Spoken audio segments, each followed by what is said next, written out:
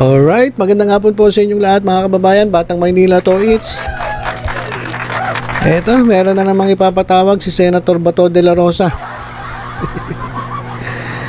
Meron na namang nangyaring traffic altercation na kinasasangkutan ng isang sasakyan at isang joyride rider. Etong mga joyride rider, parang angkas po ito eh. Magsasakay sila ng pasahero tapos dadalhin nila kung saan yung destination. So maliit lang ang kita niyan. Siguro ewan ko kung talagang masipag ka, kikita ka mga 1,000 sa isang araw. Yung neto na yun, neto. Pero nakakapagod to. Biruin nyo, tapos sobrang init, biglang uulan. So itong trabaho ng mga joyride rider, mahirap po ito. At pagkatapos ito, meron kang ma-encounter na siga sa kalsada. Katulad ni Mr. Gonzales. Iba naman yung kay Mr. Gonzales kasi yung kay Mr. Gonzales bisikleta. At si Mr. Gonzales naman nangkat at tutok ng baril, naglabas ng baril at nagkasa ng baril. Sabi niya hindi niya raw tinutok. So, pero ganun din yun eh. Kasi pag ginanon mo, tutok na rin yun eh. Di ba? Hindi lang nakatutok sa muka. pero yung gesture mo ng pagkasa, parang tutok na rin yun eh. Sabi nga ni Senator Bato, pagtutok na rin ng baril yun. Kahit ano pa sabihin mo. So, walang ganitong nangyari dito sa insidenteng ito. Ang dito, ayan sa video, ipi-play natin, huwag na natin lagyan ng sound. Ayan, makikita naman natin sa video na nag-uusap na yung dalawa. Hindi na nakita sa video kung paano kinat nung kotse yung rider. Kasi basta nandiyan sila sa kanto ng Makati Avenue, saka ng Hilpuyat, Senator Hilpuyat. So, dyan po yan sa Makati. At yan, kitang-kita naman sa video, nagtatalo yung dalawa. Pero actually, hindi nagtatalo eh. Kasi, kitang-kita mo naman, isa lang yung nagsasalita eh. Dadaanan. Ito nga, sino ba to? Hindi kaya anak ni Mr. Gonzales.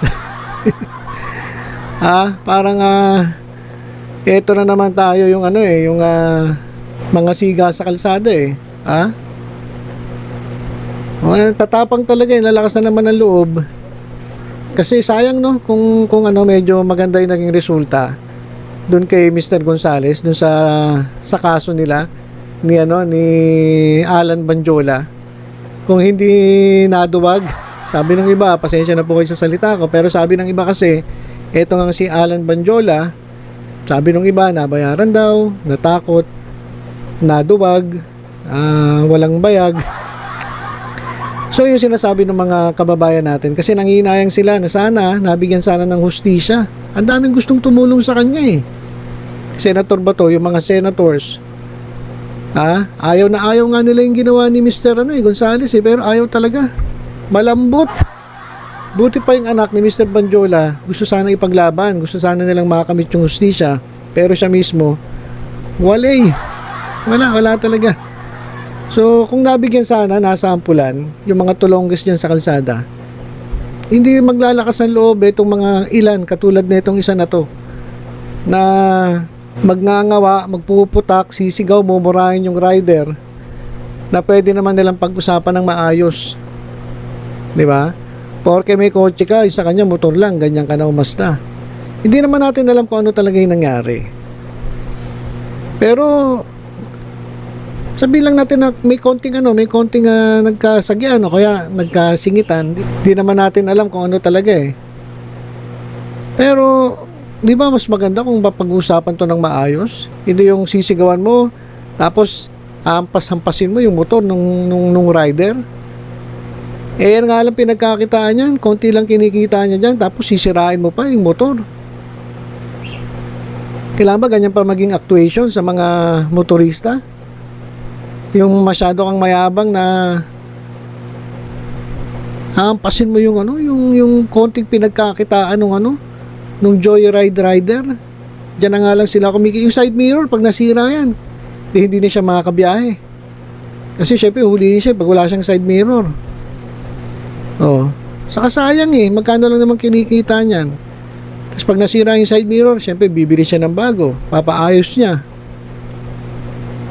So marami na ngayon at sa tingin ko mas lalong dadami dahil yung iba kasi imbis na ipaglaban yung kanilang karapatan at kunin yung hustisya, sila pa yung lumalambot at nagpapaareglo.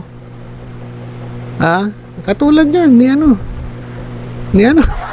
kanababanggitin, nakakadismaya lang marami po talaga na disappoint dun sa nangyari dyan kay Mr. Gonzales at dito sa siklista. So, nako, Sir Bato de la Rosa, baka maluwag-luwag kayo sa Senado. Ito, pag-usapan nyo uli. Baka meron namang mangyari. Kasi dun sa usapan nyo dyan kay Mr. Gonzales at dito kay Banjola, parang wala naman nangyari. Halatang-halata nagsisinungaling na pero parang wala lang Wala lang. Ano ba nangyari? Diba, nakalakad pa rin siya pa uwi.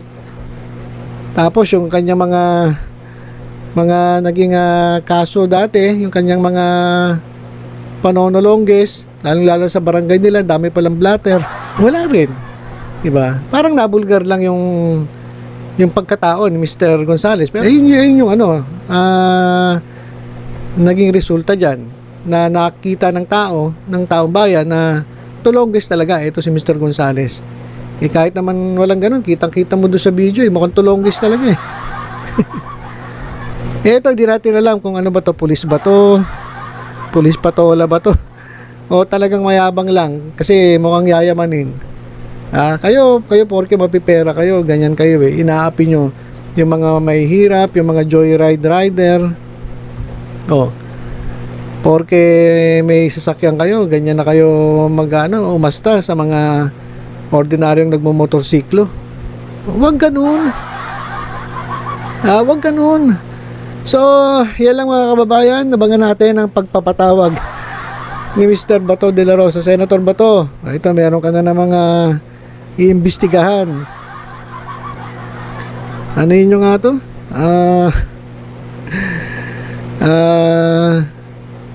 Bigyan nyo nga to ng sample. Baka naman pag nakita baka mag-presscon na naman. Mag-presscon, sabi na, wala na po, nagkasundo na po kami. Matagal na po nangyari yan. Ngayon lang po nilabas yung video. Yung pala, ganun din pala, katulad ng kay Mr. Gonzales. So, yan lang po muna mga kababayan.